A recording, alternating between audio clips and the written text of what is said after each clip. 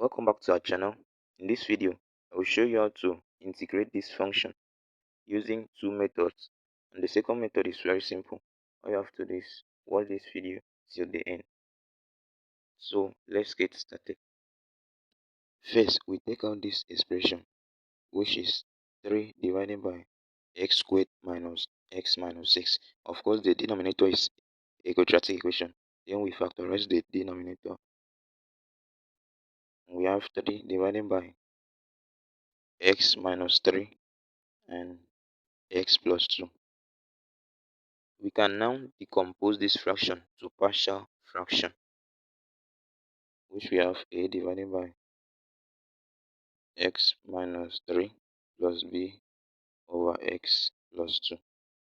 We now cross multiply.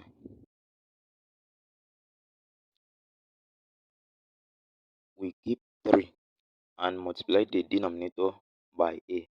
Of course, the 3 x minus 3 will cancel x minus 3 and we have a times x plus 2. We also multiply the denominator by b, and of course x plus 2 will cancel. We have b times x minus 3.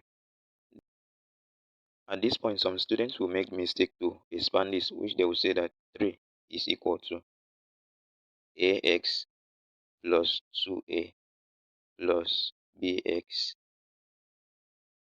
minus 3b. Though we don't need this. From here, we